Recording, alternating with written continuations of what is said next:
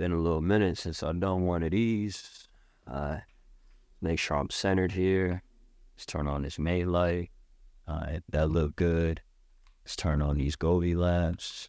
And let's turn on this overhead. I think that's a nice shot. So welcome back to my channel. My name's Xavier Ashton, aka Astro Royale. And today's video is going to be about a question I get asked all the time since I started my vertical journey. And that is,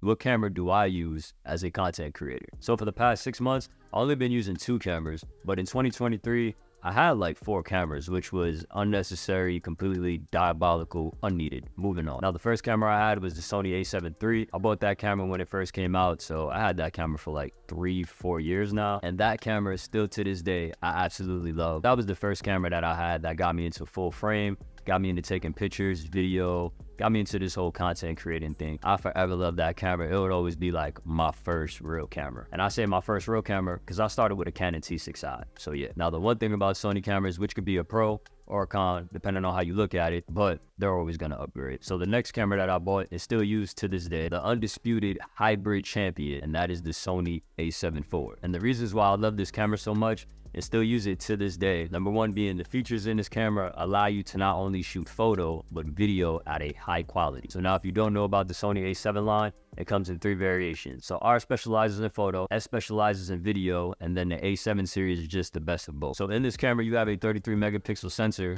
Oh, the E curve is down, which is amazing for photo taking, just not for prints. And this camera shoots video in 8K, but it downsamples it to 4K, so you can only imagine how good quality video you're getting. Now, before I got my next camera, which I'm recording with now, this was my workhorse, my absolute beast. If I had to do photo and video, I'm bringing this camera. But for the most part now, this is now like my designated photography camera. I shoot a lot of portraits from this, like people and sneakers. The only lens I really use is an 85, and this is the Sony 85 1.8.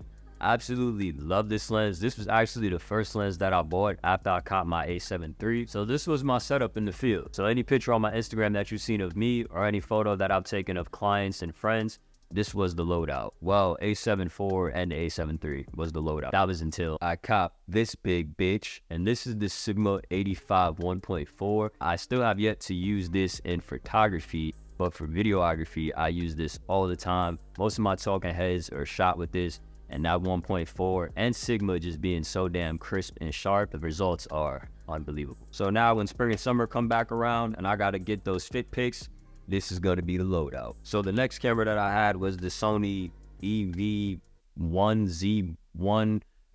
Sony, why do you make it so hard to name your damn cameras? I just had to look it up because it was gonna piss me off. It was the Sony ZV-E10, and I actually did a video of that camera titled Best Vlogging Setup for 2023. It actually did pretty good. It had 25,000 views. So yeah, I had that camera for about a month, I believe, before I returned it. And I shouldn't have, because I want to start streaming. I know I've been saying that a lot. And that would have been the perfect stream camera. Literally could have put it right there. But it is what it is.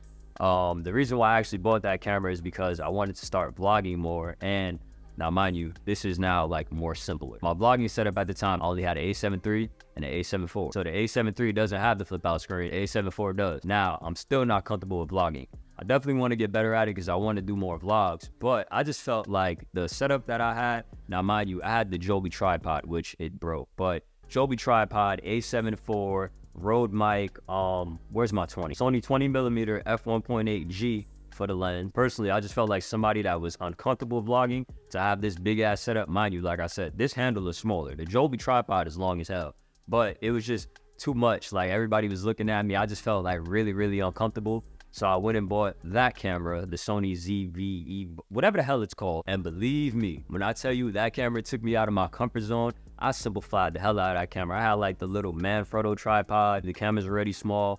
I had a Sigma, I believe it was the 16mm, and then I had a Rode Video Micro. So it was small as hell. Like I did a whole bunch of vlogs, never posted them. Damn, I just fumbled. But it definitely made me feel more comfortable vlogging. Now, the only con was, considering the fact that I was so used to full frame cameras, that was a crop sensor. When I used to try to edit and like color grade, it would just fall apart because once again, this is what I was used to. So it kind of just pissed me off.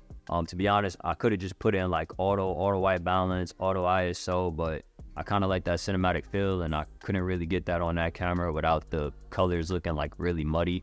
But for anybody else, it was the perfect vlogging camera. I was just being a dick about it. And so with that being said, I took the camera back. 4 months later, I sold my A7 III, and then I bought my dream camera, which I wanted ever since this camera came out. And I always hated just not being able to afford it at the time because it was $4,000. And that is my dream camera, which I'm recording on right now, and which I shoot all my video on. Now this is my main workhorse because you could throw anything at it and it won't fail to amaze you. And that is the Sony FX3. Now, of course, I wouldn't recommend anybody that's just starting content creation to buy a FX3.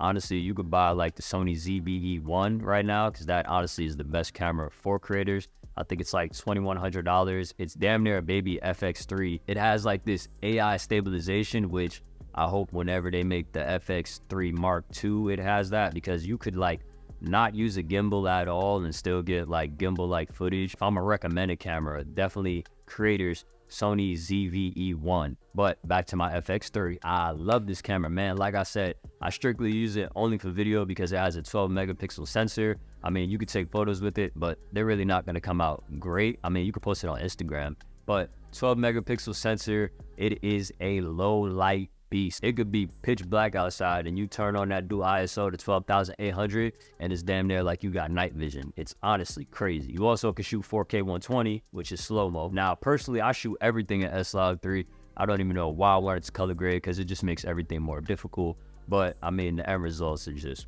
wow. It has Cine EI, which makes shooting S-Log just so much more easier. You also get the audio top handle, which allows you to equip an XLR mic. And I believe you can record like 4 channels of audio, so that could be like just 4 different mics, wireless or non-wireless. Actually, I'm not trying to feature dump, so moving on. But this camera definitely packs a big punch and a little frame. And that's just why I love it, because it's a baby cinema camera compared to like their FX6. And like I said, any video that you've seen from me, TikTok, YouTube, Instagram was shot on this camera. I just love this camera, man. Oh yeah, and I forgot to tell you guys, the lens that I'm currently recording with right now is the Sigma 24-70. And to be honest, it's a beast, man. Like, why spend $2,200 on the Sony version when you can get the Sigma version? I believe it's like $1,200. You save yourself $1,000 and you damn near still have the same quality. It's a little bit heavier, but it still gets the same quality. So I hope this video answered all the questions that you guys been asking me on TikTok and Instagram. It's like a real rainy day outside, so I thought, why not come back to YouTube, answer these questions, and just get back in the flow of YouTube. I definitely want to take YouTube serious this year 2024, Kobe year. I really want to be a YouTuber. I damn near took a year off to learn all the vertical content things because businesses wanted that. And as a content creator, if you want to grow, you got to learn. So that's what I did. But my heart resides on YouTube and these horizontal videos, just because it's just a better vibe, man, to be honest. Before I get out of here, a little tip. Once again, the Sony ZV-E1 is the best content creating camera if you're just starting. I'm not lying. More videos coming soon, I promise. But until then, I'm about to hop on the sticks, play some Warzone. And until next time, guys, it is your boy Ashton Royale, and I'm out of here. Peace.